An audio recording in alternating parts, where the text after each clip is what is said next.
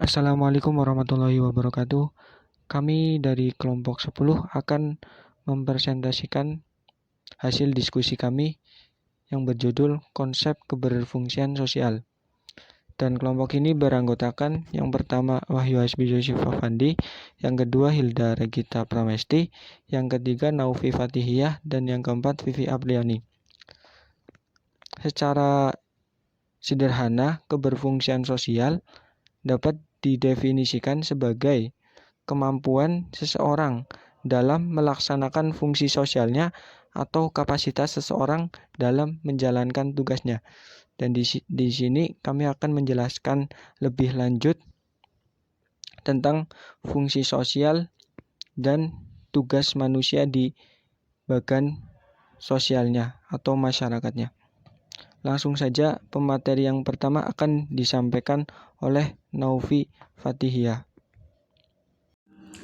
Assalamualaikum warahmatullahi wabarakatuh. Perkenalkan, nama saya Naufi Fatihiyah. Saya dari kelompok 10. Saya di sini akan menjelaskan materi tentang konsep keberfungsian sosial.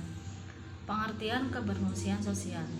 Keberfungsian sosial secara sederhana dapat didefinisikan sebagai kemampuan seseorang dalam melaksanakan fungsi sosialnya atau kapasitas seseorang dalam menjalankan tugas-tugas kehidupannya sesuai dengan status sosialnya.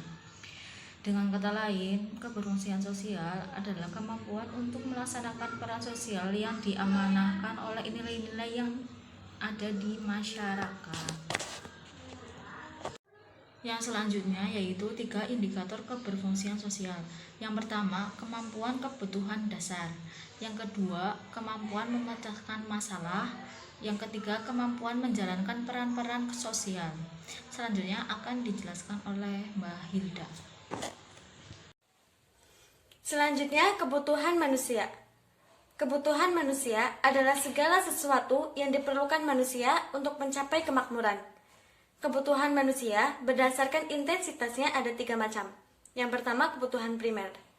Jenis kebutuhan primer adalah yang harus dipenuhi agar manusia dapat mempertahankan kehidupannya. Contohnya sandang, pangan, dan papan. Yang kedua, kebutuhan sekunder.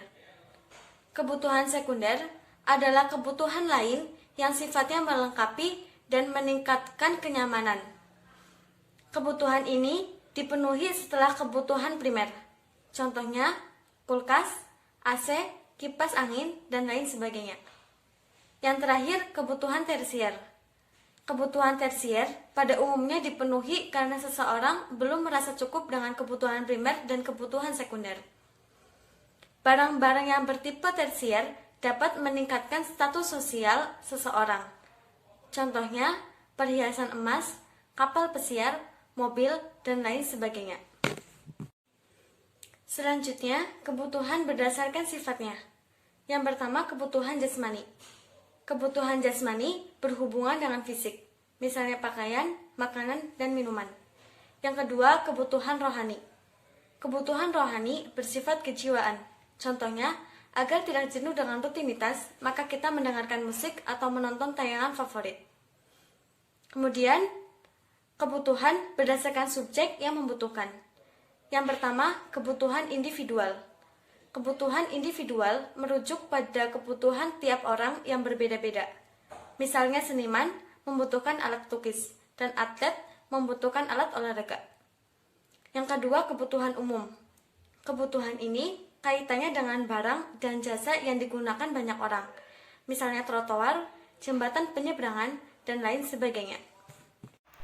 Yang selanjutnya, jenis kebutuhan berdasarkan waktu. Menurut waktu pemenuhannya, kebutuhan dibagi menjadi 2, kebutuhan sekarang dan kebutuhan yang akan datang. Yang pertama, kebutuhan yang sekarang. Kebutuhan sekarang adalah kebutuhan yang sifatnya mendesak dan harus segera dipenuhi. Contohnya, seseorang yang haus perlu segera minum. Yang kedua, kebutuhan yang akan datang. Kebutuhan yang akan datang adalah kebutuhan yang sifatnya tidak mendesak dan bisa ditunda hingga waktu yang telah ditentukan. Kebutuhan ini juga berkaitan dengan persediaan ataupun persiapan untuk masa yang akan datang. Fungsi sosial. Fungsi sosial adalah proses interaksi dengan lingkungan sosial yang dimulai sejak lahir hingga berakhir setelah meninggal. Anggota keluarga belajar disiplin, budaya, norma melalui interaksi dalam keluarga sehingga individu mampu berperan di masyarakat.